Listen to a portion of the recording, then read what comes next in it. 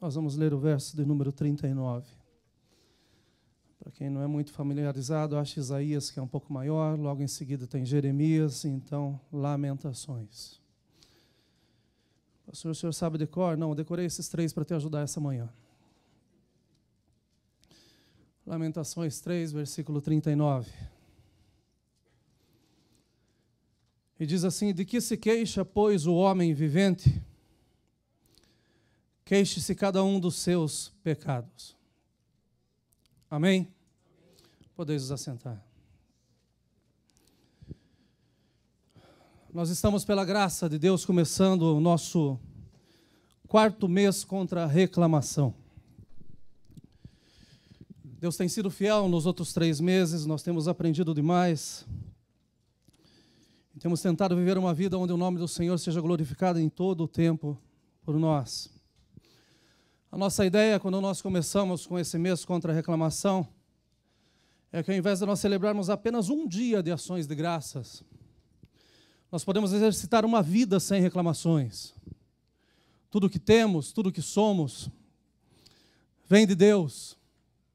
E nós devemos ser gratos por tudo, pelas lutas, pelas provas, tanto quanto pelas bênçãos e pela felicidade.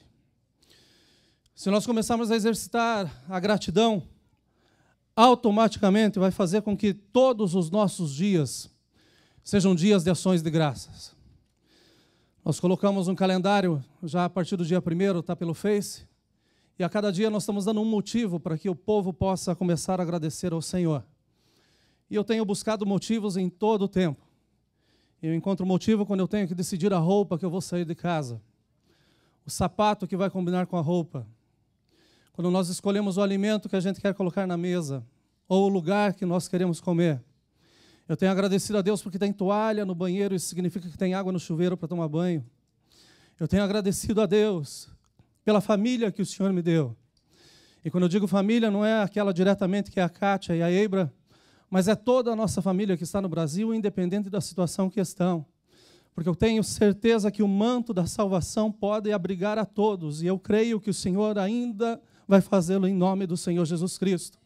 Eu tenho achado motivos em todo segundo para glorificar o nome do Senhor e bendizer o nome do meu Deus. E eu creio que todos, se começarem a exercitar isso, a nossa vida vai ser diferente, a igreja será diferente, o mundo será diferente. Essa manhã, despertei bem cedo e eu sinto uma paz e, ao mesmo tempo, uma responsabilidade muito grande no meu coração para ministrar a palavra do Senhor. E vou ministrar sobre um dos poucos assuntos que a Bíblia nos dá autoridade de reclamarmos. É a autoridade de nós reclamarmos contra nós mesmos, contra os nossos pecados. Quanto a isso, nós deveríamos fazer isso o tempo todo, porque nenhum de nós é perfeito. Nenhum de nós aqui foi programado como um robô e foi lançado no mundo dizendo: olha, perfeição é o seu sobrenome. Deus sabe que nós somos filhos e filhas amadas, sujeitos a caminharmos, mas também a tropeçarmos. Mas a palavra do Senhor nos diz que enquanto nós tropeçamos e caímos, as suas mãos estão estendidas para nos levantar e nos colocar em pé e para que nós podemos continuar a jornada até chegarmos na Canaã celestial. Que o nosso bom Deus nos dê uma boa palavra nessa manhã em nome de Jesus. O livro de Lamentações é um apêndice, na verdade, do livro de Jeremias. E ela registra a tristeza aguda e dolorosa do profeta pelas misérias e pelas desolações de Jerusalém. Essas misérias, essas desolações foram resultantes do sítio e também da destruição de Jerusalém. É o auge das dores sentidas por esse profeta. E esse auge faz com que se desague um verdadeiro rio de lágrimas da cabeça de um só homem. Ele não chora pelos seus pecados, mas ele chora ao ver a situação ao seu redor. Ele chora ao ver como as pessoas haviam se distanciado de Deus, embora Deus sempre estivesse próximo. O objetivo principal desse livro era ensinar aos judeus a reconhecerem a mão castigadora de Deus em suas calamidades, mas também dar a eles a oportunidade de se voltar a Deus com um arrependimento sincero. E eu creio, sem sombra de dúvidas, que muito mais do que nós ficamos enchendo a casa de choro e às vezes de expressões que parecem ter contentamento, é muito melhor nós estarmos na casa cheia de corações contritos, corações quebrantados, onde clamam por um Deus vivo que tudo pode e que tem poder ainda hoje para restaurar o mais vil pecador e colocar sobre as suas pernas, dizendo: não temas, porque eu estou contigo. Aleluia. Cada um desses 5 capítulos, que são conhecidos também como poemas, são tradicionalmente lidos num evento determinado pelo ano litúrgico judaico.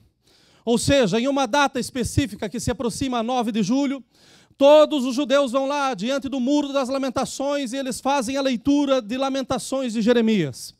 São 5 textos que eles continuam até hoje clamando e dizendo, e ficam falando na frente de uma muralha que está erguida, mas se esquecem que o véu já foi rasgado. E hoje esse véu será rasgado no nosso meio, porque tem perdão na casa em nome de Jesus. Aleluia, aleluia, aleluia, aleluia. Primeiro capítulo de Lamentações. Jerusalém é representada por uma viúva que chora. No segundo, como uma mulher com um véu chorando em meio às ruínas. No terceiro, ela é representada pelo profeta que chora e lamenta ante Jeová, que é o juiz. No quarto, Jerusalém é representada como ouro embaçado, mudado, degradado, perdendo o seu valor. No quinto, Jerusalém é representada como uma suplicante que roga ao Senhor: eu preciso de mudança. Mas lendo Jeremias e Lamentações de Jeremias durante toda essa semana, veio à minha mente a figura de uma noiva. E assim que eu quero me referir a esse texto que nós lemos nessa manhã, nessa mensagem. A preparação para o casamento é algo extremamente estressante. E aqueles que já casaram sabem muito bem disso. Os detalhes, cada coisa que precisa ser vista, cada pequena coisa que às vezes se torna em algo imenso. A correria, a falta de tempo, o desgaste para saber se lembraram de todos os amigos que precisam ser convidados, a família, as desculpas daqueles que virão, a confirmação daqueles que estão vindo. Enfim, é um tempo bastante estressante. Essa preparação, ela é bastante cansativa. E a lua de mel, supostamente, deve ser um tempo relaxante para os recém-casados. Ou seja, depois de tanta correria, vem um freio, e nesse freio nós podemos descansar de tanto tempo, de tantas coisas, de tanta agitação. Agora nós temos um tempo para que a gente possa se conhecer melhor, para que a gente possa desfrutar daquilo que foi feito até aqui. A lua de mel é o tão sonhado tempo de intimidade que os solteiros ainda oram por isso. É o tempo de descobrimentos. É o tempo para se desfrutar da companhia do cônjuge sem a preocupação com o resto do mundo. Parece que o mundo inteiro está do lado de fora e agora o que existe é simplesmente o casal. E na minha lua de mel, algumas coisas interessantes aconteceram. Eu fui descobrir que eu era alérgico a camarão bem na lua de mel. E eu tive que ser levado para a farmácia com o meu rosto completamente desfigurado. E até hoje, meus irmãos, o cheiro de camarão me traz uma memória terrível. Na volta da lua de mel, chegando na casa do meu sogro para dar oi para a sogra, para o sogro, felizes do tempo que nós havíamos passado, fui dar ré no carro, não vi que tinha outro carro estacionado e quase tive que pagar metade do carro do homem, porque a cabeça não estava no mundo, a cabeça estava em outro lugar. Mas a verdade é que a lua de mel é isso. A lua de mel é um tempo de descobrimento. A lua de mel é um tempo em que o mundo não existe. O que existe é só o casal. E o resto, olha, não importa. A lua de mel deve ser a primeira aventura em um longo e feliz casamento. Mas nós podemos ver pela história que lua de mel também acaba em tragédia. Muitas são as fatalidades que acontecem. E eu tenho me tornado um profundo conhecedor do Google. E eu tenho feito umas pesquisas muito interessantes. Eu resolvi procurar tragédias na lua de mel e encontrei pessoas que sumiram em praias paradisíacas. Encontrei uma pessoa que saiu com o seu esposo e até hoje seu esposo está perdido porque sumiu de dentro de um cruzeiro. Eu encontrei um casal que foi surpreendido pelas águas de um tsunami em plena lua de mel. Eu encontrei um casal que foi para o México e no meio da lua de mel houve uma erupção num vulcão. Tantas coisas acontecem no meio da lua de mel. E o que me chega à conclusão é que um dia toda a lua de mel acaba. E quando a lua de mel acaba, o que sobra é a realidade. Se você gastou demais na sua lua de mel, você sabe que a sua realidade é aqui. Você está trabalhando muito bem para pagar ainda contas de 20 anos atrás. A verdade é que quando acaba a lua de mel, a consequência fica. Alguma coisa acontece e fica guardada, fica gravada. O desapontamento, às vezes, acontece na lua de mel, porque só aparece depois que a mesma termina. Depois que se nota que a festa durou pouco e que agora o relacionamento precisa de muito trabalho para que ele possa ser frutífero. Né? Pensando nisso tudo, essa semana, eu me encontrei com Jeremias, o profeta que foi amado com um amor eterno. Aqueles irmãos que já leram o livro de Jeremias sabem que ele foi chamado desde o ventre da sua mãe. E muito antes dele ser formado no ventre, Deus já o conhecia. Antes que ele saísse da madre, Deus já o havia santificado e destinado às nações por profeta.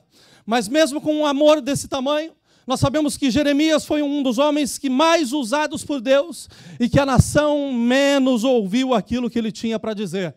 Porque o povo escutava e fazia uso das suas duas orelhas. Por uma entrava e pela outra saía. Não fazia diferença alguma. Isso foi chamado com um amor tremendo, foi tratado com uma forma especial. Mas mesmo assim, as suas palavras não traziam algo que trazia mudança para o coração das pessoas. Foi imposto sobre a vida desse homem um fardo esmagador. Nunca houve um exemplo maior de intensa sinceridade, de sofrimento sem alívio, de proclamação destemida da mensagem de Deus e de intercessão incansável de um profeta em favor do seu povo, como o caso de Jeremias. Mas o povo não o ouvia. Nós estamos vivendo um tempo em que muitos profetas estão sendo levantados hoje em dia, mas muitos poucos estão ouvindo aquilo que está sendo falado no temor e na presença de Deus. Que o nosso bom Senhor afine os nossos ouvidos com a sua palavra nessa manhã. O povo estava embriagado, ainda que o profeta estava falando. O povo estava completamente embriagado porque eles eram o povo de Deus. E pelo fato de ser o povo de Deus, parece que existia uma proteção maior, que nada os tocava, tampouco o pecado e as suas consequências. Estavam vivendo tão intensamente suas vidas, que esqueceram que pecado é pecado, e que ele traz consigo muitas consequências. O povo foi escolhido por Deus. Havia sobre eles um pacto perpétuo de sal que havia sido feito com o rei Davi. Para aqueles que leem a carta e já leram melhor Levíticos, sabem muito bem que Deus fez um pacto com Davi, um pacto perpétuo dizendo, olha, a minha palavra está sobre você, Davi, e sobre você o meu povo será governado para todo o sempre. Uma aliança que foi feita com a palavra de Deus sobre a vida e a geração de um homem. Nesse momento, aqui estava o povo que tinha esse pacto, o povo que havia recebido essa aliança, mas infelizmente estavam desprezando por completo a aliança que tinha sido dada por Deus. Estavam sendo guiados com zelo, com amor, com segurança, que são as maiores preocupações na cabeça de um noivo. Um noivo, quando está pronto para casar, ele sempre está pensando, olha, eu vou me aplicar hoje porque eu quero ter um futuro bom, eu quero te proporcionar um futuro bom. O nosso Deus sempre quis um futuro bom para a sua igreja, tanto que os seus pensamentos são maiores que os nossos pensamentos, e os seus caminhos são mais altos do que os nossos caminhos. Mas o povo, por tantas vezes, insiste em permanecer da sua mesma forma, no seu mesmo caminho, enquanto está Deus com uma aliança dizendo, o meu amor é eterno, não muda, eu quero você, te chamei para ser meu, e eu não te lanço fora de maneira alguma. Diariamente Deus mandava chuvas de amor sobre esse povo. Ele cobria os seus corpos, alimentava-os com o melhor da terra, protegia contra os seus inimigos, mas o comportamento da noiva era um comportamento de rebeldia. Tudo era festa, tudo era motivo de festa. As luzes da vida estavam brilhando muito forte, desfrutavam da companhia dos amigos e dos familiares, enquanto não se preocupavam com a presença do noivo. A vida era levada da forma como se queria, mas deixa eu te lembrar que toda a festa nada acaba. E no texto que nós lemos, está muito claro aquilo que estava acontecendo com o povo. O julgamento de Deus havia chegado sobre Jerusalém, especificamente sobre Judá, tudo estava acabado. A única coisa que permanecia era um Deus com uma aliança, era um Deus querendo ver o seu povo voltando o seu coração a Ele, e não por aquilo que Ele tinha, mas um povo voltando o seu coração a Ele, dizendo: Tu és o amado da minha alma. Aleluia, aleluia, aleluia. Segundo Reis 23, a partir do versículo 26, diz assim: Todavia o Senhor não se demoveu do ardor da sua grande ira, com que ardia contra Judá, por causa de todas as provocações com que Manassés o provocara. E disse o Senhor: Também a Judá hei de remover de diante da minha face, como removi a Israel, e rejeitarei esta cidade de Jerusalém que reelegi, como também a casa da qual eu disse: estará ali o meu nome. Em outras palavras, Deus estava dizendo nesse texto: a lua de mel acabou. A festa chegou ao fim, agora chegou a hora da realidade. O noivo estava sendo exposto por causa das atitudes da noiva, e agora era a hora do encontro com a realidade. E a realidade que nós precisamos nos encontrar hoje ainda. Embora esse texto tenha milhares de anos, ele se faz tão atual quanto o jornal que ainda vai sair para o dia de amanhã. A palavra do Senhor é para nós aquilo que nós precisamos para ter direção na nossa vida. É a realidade que nós servimos a um Deus de amor, mas que também é um Deus de justiça. Há um Deus que é rico em misericórdia, mas que continua sendo justo. E pela sua justiça, Ele não poupou a repreensão e as consequências do pecado sobre a sua própria noiva. Nós estamos há milhares de anos à parte do fim dessa lua de mel. Mas todas as vezes que nós lembramos de Israel, nós devemos lembrar também das consequências do pecado. Porque todas as vezes que o povo se afastava de Deus, eles colhiam aquilo que eles plantavam. Ninguém planta milho e colhe mandioca. Ninguém planta arroz esperando colher feijão, de forma alguma. A lei da semeadura é claro, tudo aquilo que o homem semear, isso ele ceifará. A verdade é uma só, o povo não estava semeando em amor como estava recebendo amor, mas estava vivendo a vida da forma como tinha, e ainda por cima dizendo que era o povo de Deus. Parece que muitos aqui estão vivendo em lua de mel, porque esse povo vivia de uma forma que era só eles, era o eu, era aquilo que importava para a vida deles, e o resto não importa. Vocês fazem parte da festa, mas o que importa é a minha vida, é o meu estado, é o meu bem-querer, é aquilo que eu penso que é importante para mim. Nós esquecemos que nós somos parte de um corpo e que a cabeça tem nome. A cabeça desse corpo é Jesus Cristo. E nós fazemos parte desse corpo, sim. E se parte do corpo não está bem, todos nós estamos doentes. Chegou a hora de nós entendermos o que é nos alegrarmos com aqueles que se alegram, mas também de chorarmos com aqueles que choram, porque fazemos parte, sim, de um corpo único. Não existe dois corpos, a igreja é um corpo com uma cabeça. E a cabeça está boa e está dizendo: há tempo de se arrepender. Aleluia, aleluia, aleluia. Diz a Bíblia: os olhos do Senhor estão sobre todos os moradores da terra. E esses olhos contemplam o íntimo de nossos corações. As nossas mãos podem estar levantadas e estendidas no meio do louvor, mas Ele, assim como nós, também sabe se elas estão realmente limpas. Os nossos corações de pedra que foram feitos de carne, por vezes estão tão presos na carne que esquecemos que foi o noivo que nos deu esse novo coração. Aleluia. Nós temos segurança, proteção, cuidado, sustento na vida, mas não temos a certeza da vida eterna. Que vida medíocre de um crente! De saber que está tudo bem, mas não sabe para onde vai. Nós precisamos ter o nosso coração ligado com o céu. Quando participamos do pão e do cálice, temos que testemunhar que eu estou pronto sim, para que o Senhor volte agora mesmo. Mas se você tem dúvida para onde você vai, Eu não tenho dúvida para onde você está indo, mas eu tenho certeza que hoje é dia do Senhor encher o teu coração de graça, de paz, de segurança, de certeza, mas para isso é preciso deixar para fora tudo aquilo que não pertence a Deus. Deus bom, Deus bom, Deus bom, Deus bom. Aleluia.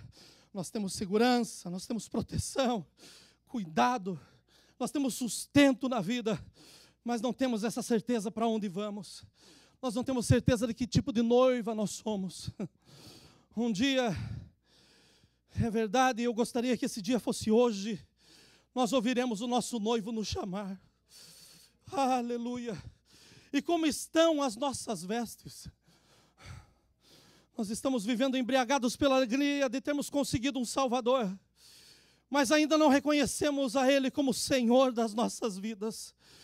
Embriagados pelas dádivas e envergonhando o nome do noivo. Estamos em lua de mel, sendo que as bodas ainda estão para acontecer.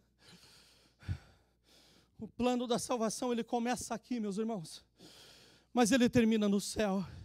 E por melhor que sejam os dias e a vida louca que você está levando, enganando-se que tudo pode e que nada tem problema, nada se compara com o banquete que está sendo preparado para nós nesse exato momento. Por maior que seja a alegria da voz dos amigos, nada se compara quando nós escutarmos a voz do nosso noivo, dizendo: vinde, amados de meu Pai, tudo está preparado. Aleluia, como eu anseio por ouvir essa voz. E como eu quero que todos vocês escutem essa voz também. Pensem comigo em um casamento que era para ser perfeito. O nosso Deus que é santo, escolhendo Israel como sua noiva. Ou pode ser o casamento de Deus que é santo comigo ou com você. Porque Ele escolhe a nação, mas a nação escolhe um rei. E todos os reis que se levantaram foram reis que levaram a nação para um caminho distante de Deus. A maioria desses reis foram levantados para governar a noiva. Mas a verdade é que eles demonstraram que eles nunca saíram do chão, levando o povo a viver em meio a atitudes de uma noiva neurótica. Uma noiva com tempo aplicado em tudo, menos com o noivo. Uma noiva desonesta nos negócios e que roubava nos dízimos e nas ofertas. Uma noiva com falta de temor a ponto de chamar pecado como erro, ou simplesmente explicar como se fosse um desvio. Uma noiva que não se importa com a nudez ou tampouco com a decência, que cultua todos os semideuses, inclusive o seu próprio corpo, idolatrando o seu corpo. E com isso o brilho da aliança começa a se tornar opaco. Esse brilho, tornando-se opaco, tem me incomodado muito nesses dias. Porque Jesus não disse para nós vivermos em festa, mas Ele nos disse para nós tomarmos a nossa cruz e segui-lo. Quem crê em mim, tome a sua própria cruz e me siga. Essas foram as palavras do noivo. Ser noiva, ser crente, exige renúncia. E o maior problema da igreja hoje é falta de renúncia. O que existe na igreja hoje é mistura. É o que eu penso. É o que eu acho. Mas para o que eu penso e para o que eu acho, tem algo que diz a verdade. Enquanto a palavra do Senhor for palavra, nós não podemos nem pensar e nem achar. A resposta está em Deus. E se nós estamos vivendo como achamos ou como pensamos, é porque nós não estamos conhecendo o Deus da palavra. E chegou a hora de nós renunciarmos os nossos pensamentos e tomarmos posse de um Cristo vivo que fala conosco de manhã, de tarde, de noite. De um Cristo que chama o pecado pelo seu nome, mas que ainda diz que há amor suficiente para restaurar o mais vil pecador. Para levantar do pó e fazer com que se assente com príncipes ainda. Esse é o Cristo que nós servimos. Chegou a hora da igreja aprender o que é renúncia e não simplesmente clamar pelas bênçãos. Me abençoa, Deus, olha para mim, expande o meu território, faz com que tudo aconteça. Enquanto Deus simplesmente pede que você seja fiel até a morte. Enquanto a Bíblia nos diz que nós devemos buscar primeiro o reino de Deus e a sua justiça, e as demais coisas serão acrescentadas.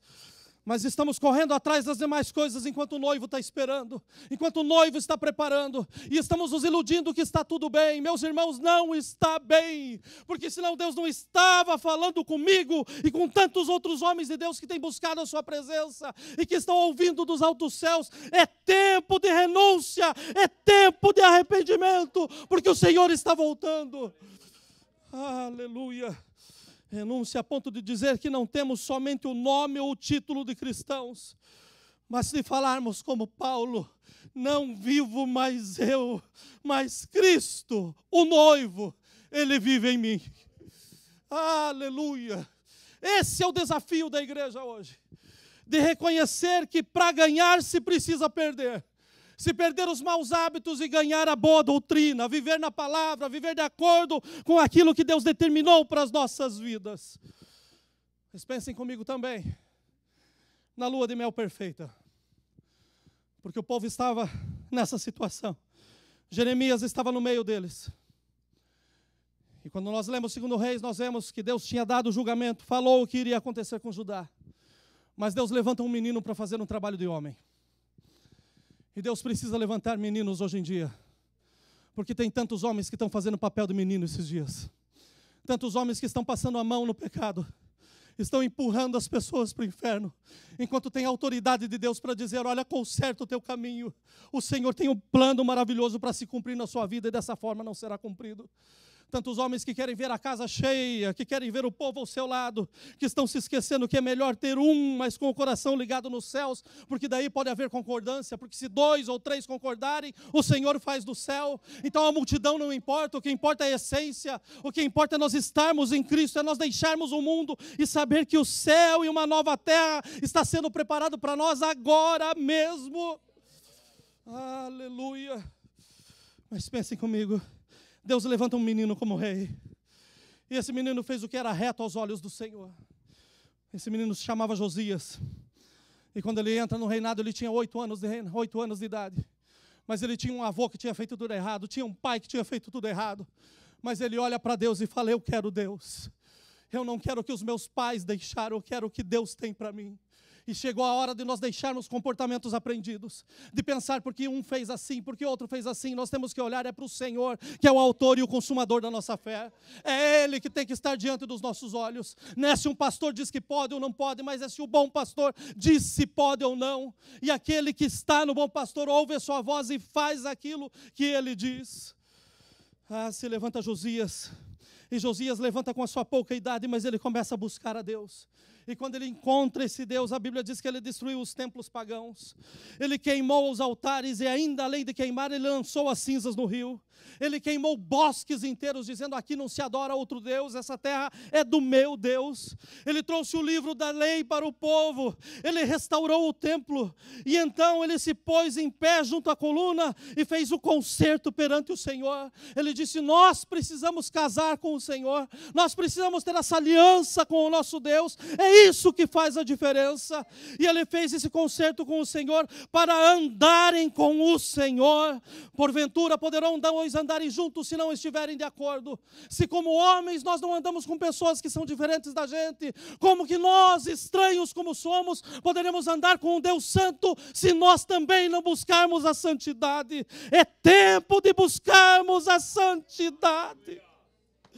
Aleluia! Para andar com o Senhor, precisamos buscar a santidade. E santidade não é perfeição.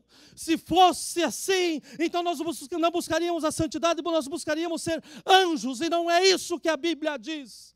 A Bíblia diz: sede santos, porque eu sou santo. Aleluia. Aleluia. Ele faz esse concerto para que o povo ande com o Senhor.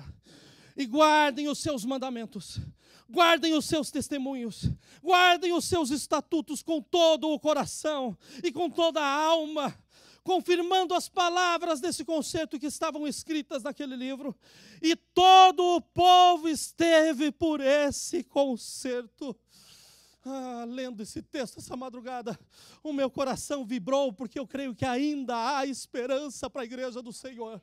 Ainda há esperança da igreja do Senhor entender para que nós estamos em Cristo.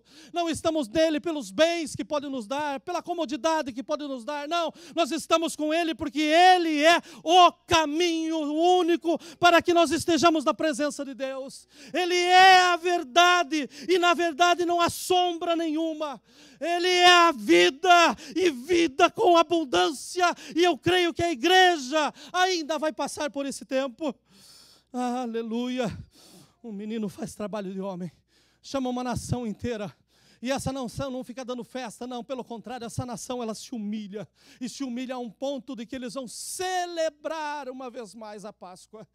Havia sido esquecido que foi o sangue no umbral da porta da casa que fez com que não houvesse choro dentro do arraial de Israel. Foi o sangue na porta que fez com que o anjo da morte passasse, com que o Egito inteiro fosse tocado, mas que Israel tivesse guardado pelo sangue, guardado pelo nosso próprio Deus. Não foi pelos nossos méritos que chegamos aqui, não foi pelo nosso esforço, não foi por sermos pessoas boas, não, de forma alguma, mas foi pelo precioso sangue do Cordeiro imaculado, daquele que poderia e pode ainda hoje apagar todas as transgressões, perdoar as iniquidades, perdoar o pecado, e pode escrever o teu nome no livro da vida, te dando a certeza da vida eterna, para você saber para onde você vai, sem dúvida alguma. Mas é tempo de tomarmos uma postura e de dizer: Senhor, eu estou carente da sua misericórdia.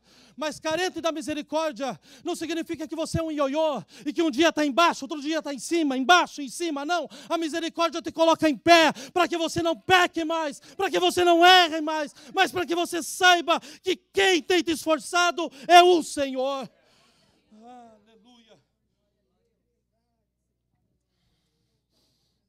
Aleluia. Aleluia. Aleluia.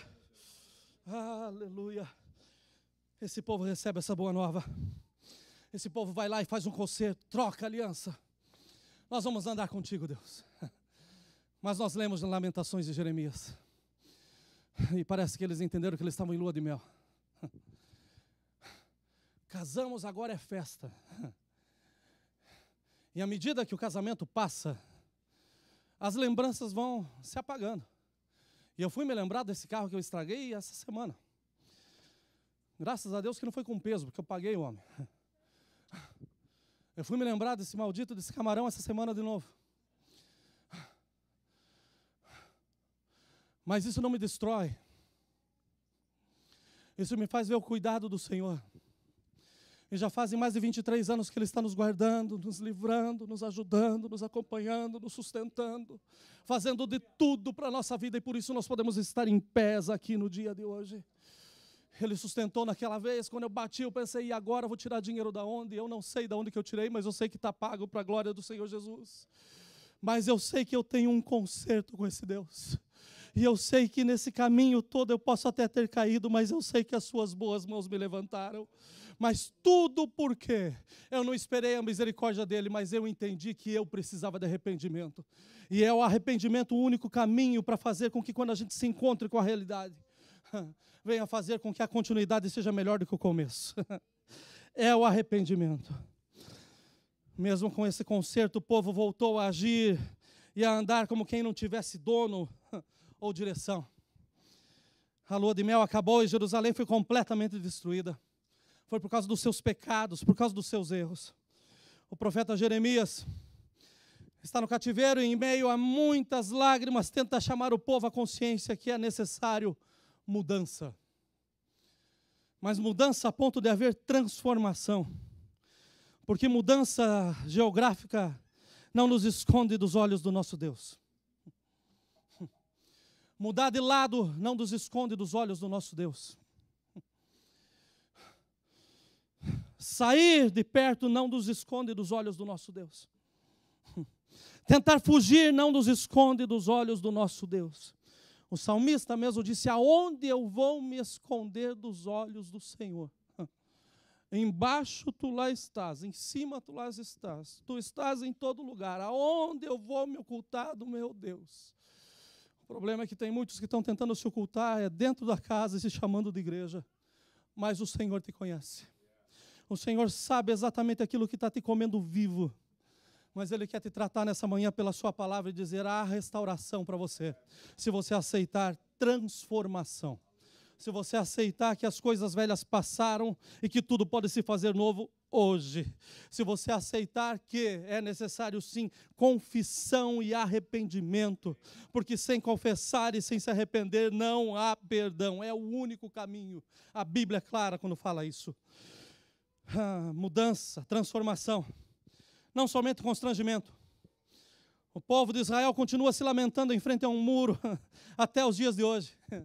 E lendo Jeremias, ou citando Jeremias, citando Lamentações, cantando talvez esses 5 poemas, né? Falando da misericórdia do Senhor que se renova a cada manhã, falando das boas mãos de Deus, só que eles não entenderam que muito melhor do que você chorar na frente de um muro, é você ver que o véu já foi rasgado. E quando o véu se rasgou de cima a baixo, Ele nos deu total acesso ao Santo dos Santos. E aí nós podemos chegar e dobrar os nossos joelhos, esquecer daqueles que estão junto no caminho, aqueles que estão nos acompanhando na festa, aqueles que estão todo dia na nossa casa, mas sermos nós mesmos e dizer: Senhor, eu estou aqui. Olha, Senhor, para a minha vida no dia de hoje. Vê a condição que eu cheguei à sua presença hoje. Deus, eu sou ousado mesmo, porque assim como estou, eu cheguei. Mas eu creio na sua infinita misericórdia, no seu amor, no seu poder. E eu sei que essa palavra chegou para mim nessa manhã, para colocar as minhas pernas uma vez mais em pé, para erguer a minha vida, para que eu possa caminhar sem resbalar ainda mais e viver a plenitude que o Senhor tem para todos aqueles que são seus. Imaginem comigo, a alegria do noivo poder compartilhar tudo aquilo que ele tem com a noiva. Como é bom não ter segredos, mas enquanto nós estamos distanciados dele, existem muitos segredos sim. Coisas que nós pensamos que ele não sabe, mas ele sabe. Mas coisas que só ele sabe, que só podem ser liberados a partir do momento em que haja confissão, a partir do momento em que haja arrependimento, a partir do momento que a pessoa diga: eu sei que eu estou errado e eu preciso sim ter comunhão total contigo. Hoje é dia de a gente parar de chorar pelo leite derramado. Mas muito mais do que isso, é dia de parar de derramar o leite também. Porque tem gente que acostuma. Eu derramei, eu limpo, não tem problema. Mês que vem então, eu limpo de novo. Mês que vem eu limpo de novo. Meus irmãos, Jesus está voltando. Para alguns ele já voltou esses dias. Nós ainda estamos aqui. Isso sim é misericórdia. Porque pode ser esse o dia em que ele venha para mim especificamente, ou para você. E a pergunta é: você está preparado para uma eternidade? Você está pronto para chegar no céu? Você está pronto para ouvir a voz do noivo e dizer: olha, vinde, amado do meu Pai? Ou será que você está pronto para dizer: olha, eu não te conheço, eu não sei quem você é?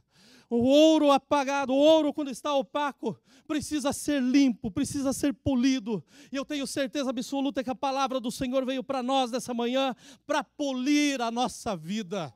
Muitos anos atrás, saí da minha casa, estava com muitos problemas com os meus pais, resolvi ir embora para São Paulo. E fui bem na época do Natal. Estou no interior de São Paulo. Entrei numa igreja, porque era a véspera de Natal. Era a cidade da minha irmã, mas eu não tinha ido na casa da minha irmã. E eu entrei na igreja e sentei no último banco, lá atrás. E de repente está um homem baixinho, 1,50 m pregando. E esse homem está falando que Deus tem o poder de pegar a pedra mais bruta e transformar no diamante perfeito. Que Ele tem poder de pegar aquilo que não parece ter valor algum, mas Ele vai polindo, vai limpando e se torna numa pepita de ouro.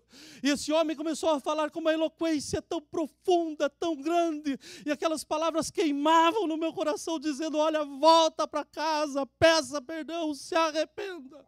Mas o que mais me arrependeu é ver a segurança daquele homem pregando como se fosse talvez alguém muito grande, mas era um homem muito simples, mal letrado. Era o meu pai que estava pregando aquela noite, eu nem sabia que ele estava na igreja. Mas quando eu ouvi essas palavras, eu falei, eu vou voltar para casa, eu vou pedir perdão para o meu pai, para minha mãe. Eu preciso ser restaurado, eu preciso ter uma vida com esse Cristo que eles amam.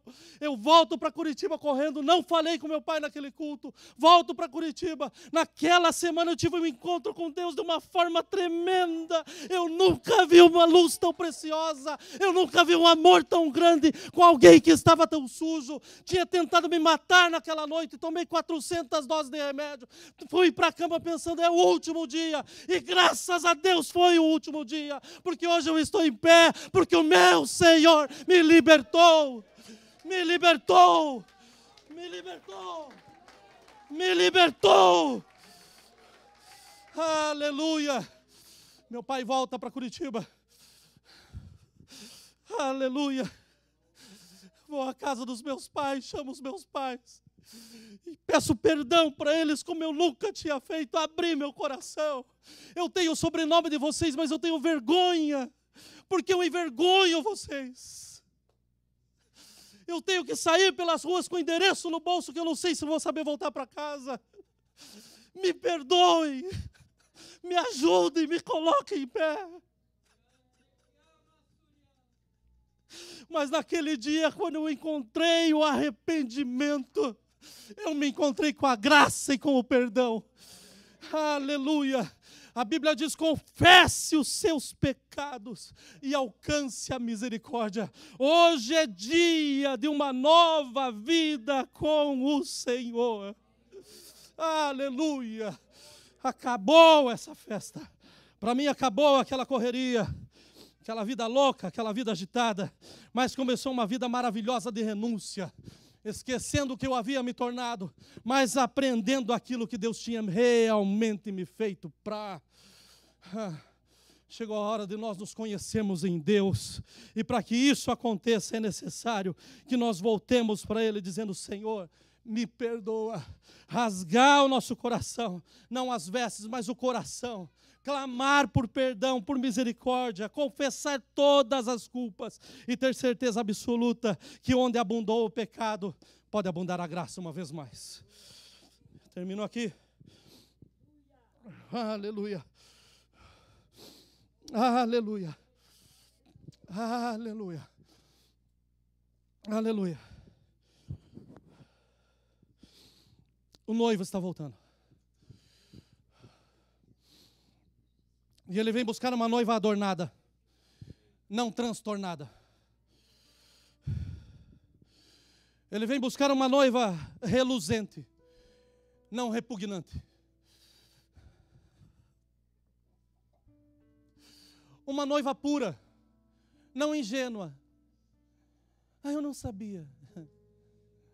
Não, ele veio buscar uma noiva pura, que sabia, mas decidiu se guardar. Ele vem buscar uma igreja vitoriosa para uma marcha triunfante. Não vai ter jornal no mundo suficiente para dizer essa data, para contar essa história. Aqueles que estão mortos ressurgirão. E aqueles que estão vivos terão o seu corpo transformado. E olha, nós vamos nos encontrar com Ele nas alturas.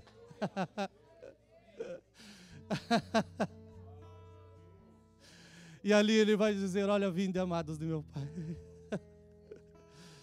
A festa está preparada.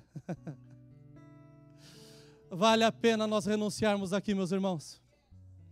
Vale a pena. Porque aquilo que está sendo preparado, ninguém tem palavras suficientes para descrever.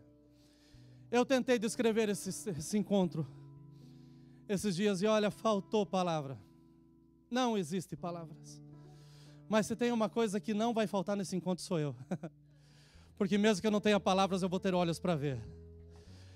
E você pode estar lá também. Pastor, como que eu faço para estar lá? Reconhecendo os seus pecados. Tendo certeza que com os teus lábios você confessa. E certeza absoluta que o nosso bom e precioso Deus está aqui para te perdoar.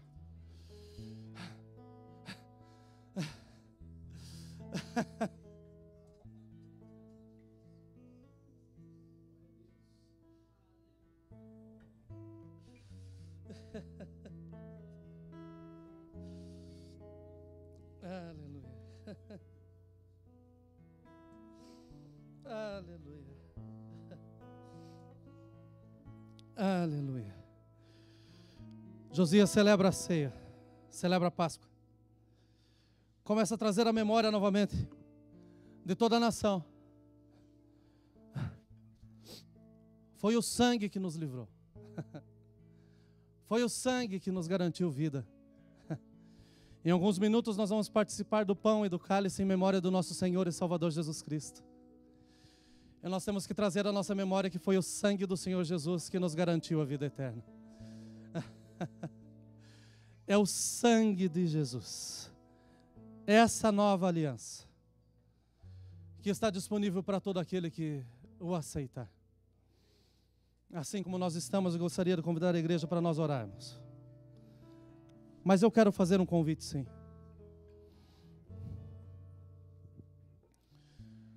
Um convite para alguém que está nos visitando, ou alguém que está na sua casa nos acompanhando, que sente que precisa renunciar, que sente que precisa deixar atrás, que precisa confessar os seus erros. O convite é esse, para que você o faça agora, tendo a certeza que o nosso bom e misericordioso Deus está com seus ouvidos abertos, escutando a sua oração.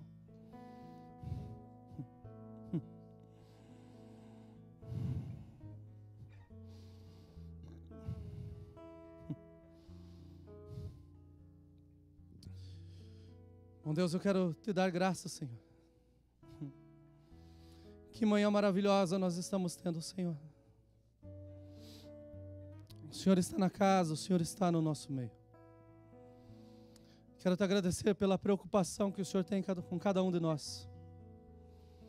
A Tua palavra, Senhor, ela nunca é lançada, Senhor, à sorte, de forma alguma. Ela vem e vem com um propósito.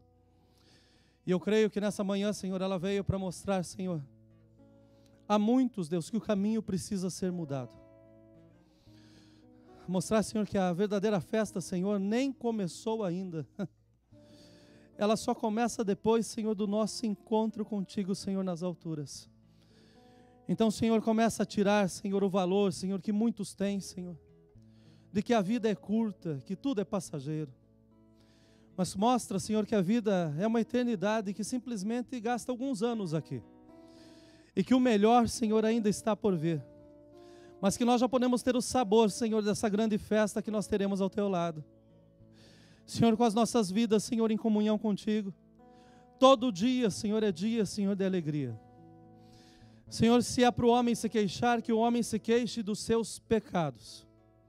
Que esse momento, Senhor, não seja um momento, Senhor, de desaforo, de afronta, como muitos, Senhor, costumam fazer, Senhor, no seu dia a dia. Reclamando, Senhor, por tantas coisas que não têm, mas se esquecem, Senhor, verdadeiramente daquilo que já possuem. Senhor, mas mostra, Senhor, que através da queixa contra os nossos pecados, isso significa que nós precisamos ser restaurados, Senhor, em Ti. Torna legítimo essa queixa, Senhor, agora, Senhor, ministrando o Teu perdão, Senhor, à Tua igreja. Senhor, que nós entremos, Senhor, num tempo novo como igreja do Senhor. Um tempo, Senhor, onde muito mais do que barulho na casa, Senhor, nós tenhamos, Senhor, a presença doce do Espírito Santo. Que os nossos passos, Senhor, sejam dados, Senhor, em temor e tremor na Tua presença. Que quando nos acheguemos, Senhor, à Tua casa, Senhor, nós tenhamos a consciência, Senhor, dos nossos passos, Senhor, e que possamos entender que precisamos sim de transformação. Não há mais tempo, Senhor, para brincarmos. Tudo nos mostra, Senhor, que o Senhor já está voltando. Os sinais, Senhor, estão quase todos cumpridos.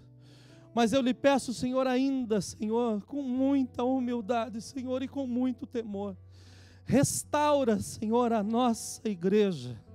Restaura, Senhor, os nossos irmãos. Levanta aquele que está caído, Senhor. Fortalece as pernas, Senhor, daqueles que estão se tornando sem vigor. Aqueles que pensam que a vinda, Senhor, está se demorando, Senhor, coloca uma alegria no coração, Senhor, e mostra que ainda há tempo de nós povoarmos, Senhor, o céu. Senhor, que esse tempo seja um tempo de júbilo, Senhor, na tua casa. Que nós possamos participar do pão e do cálice, Senhor, com a certeza absoluta que nós somos teus e que o Senhor é nosso. Eu te agradeço, Senhor. Te agradeço, Senhor, porque essa manhã foi uma manhã de milagres no nosso meio. E lhe peço, Senhor, em nome de Jesus, para aqueles, Senhor, que depositaram no seu coração a necessidade de confessar os seus pecados, que o inimigo não entre, Senhor, no meio do caminho, Senhor, levantando uma muralha, Senhor, dizendo que está tudo bem. Mas que na confissão, Senhor, eles entendam, Senhor, que o diabo foi derrubado hoje para a glória do teu santo e precioso nome. Senhor, vergonhoso não é o pecado, vergonhoso é vivermos no pecado. Mas mostra que a igreja está unida, Senhor, para restaurar, para colocar em pé e para caminhar junto, Senhor, para esse encontro maravilhoso que nós teremos contigo. Nós te agradecemos, Senhor, pela preciosidade que é, Senhor, de tê-lo, Senhor, em nosso meio e de sabermos que somos teus. Nós oramos agradecidos no nome amado do nosso Senhor e Salvador.